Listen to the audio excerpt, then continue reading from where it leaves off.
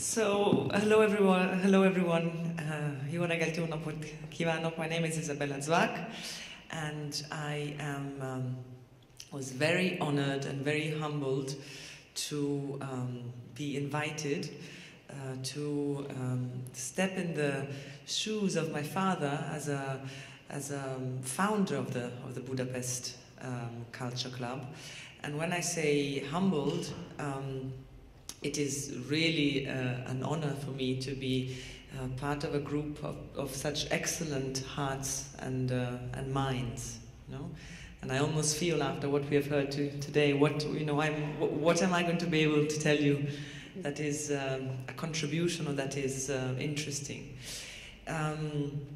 We have a family business.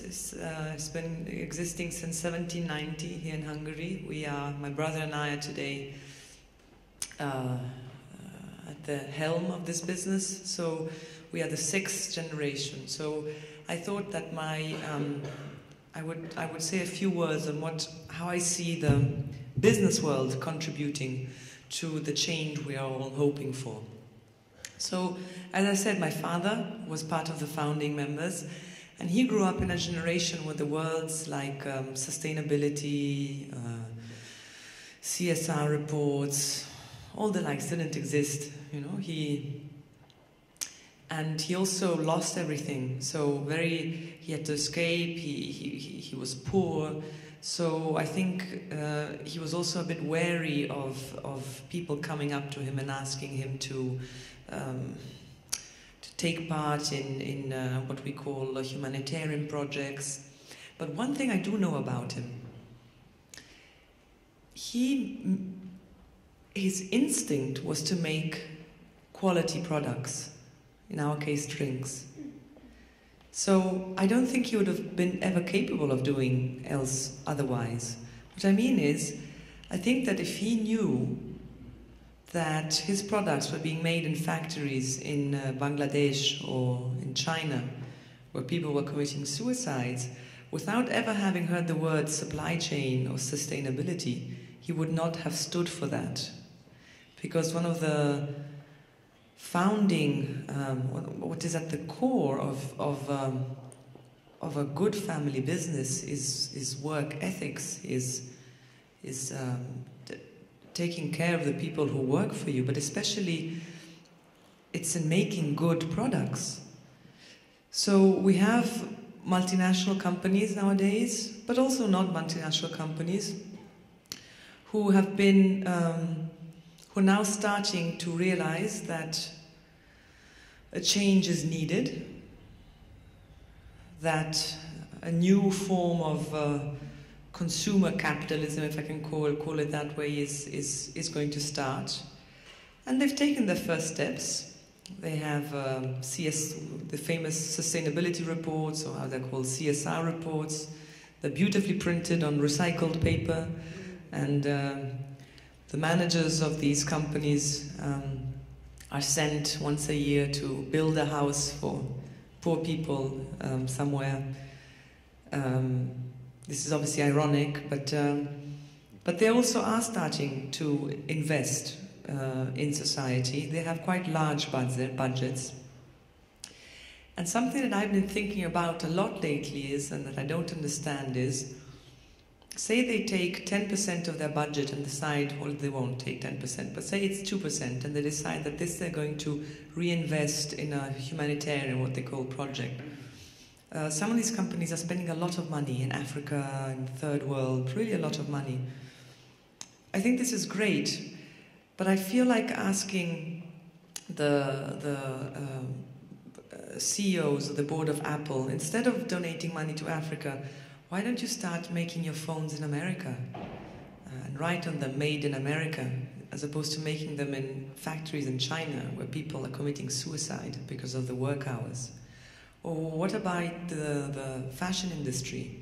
Some of these people are family businesses. They make these beautiful bags and clothes, and we know what's happening in the factories. Again, there was the case of Bangladesh, but in Cambodia, in India. So instead of having a budget in your P&L, in your profit and loss report, for humanitarian projects, why don't you start investing in your products, in making better products, in making them well, and also start investing in your people? An average worker in Hungary earns 250, maximum 300 euros. I think in Europe that is not a dignified salary if you look at what the cost of life is today in Hungary. So again, instead of, I don't know, instead of donating our money to causes, why don't we pay our workers more and give them a dignified life? So everything that I'm trying to say is that I think that in the business world, the route for a new chapter, a new way of doing business, is in making good products, and by good I mean also healthy, quality, not healthy, quality products, and to invest in your people. I think that's the most important thing to do. And I think it's going in this direction. If nothing else, this is one good thing that has come out of the crisis. Trust me, 5 years ago, if I would have stood up in boards like I do now and say this, they would have said, here's a young girl, you know, idealist, and they would have laughed at me.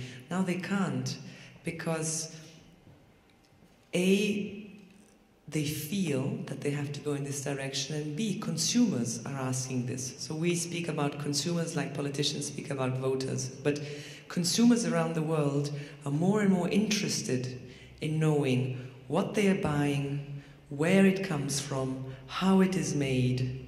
So companies are going to be forced to look into their products, because this is what the consumers are asking. So from this point of view, I'm actually quite positive. I think a good change is going to happen. And just a question to finish.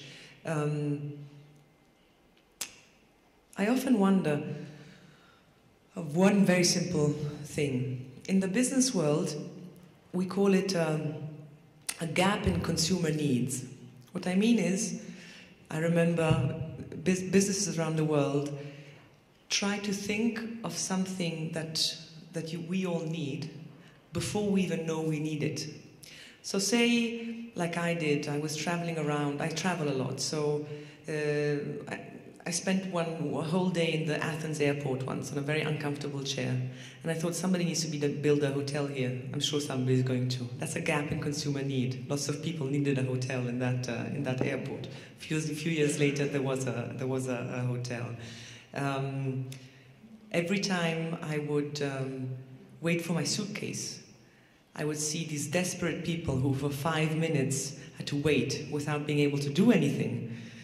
And I thought the first person who invents something to fill those 5 minutes, because as contemporary human beings, we cannot face with being with ourselves for 5 minutes without doing something.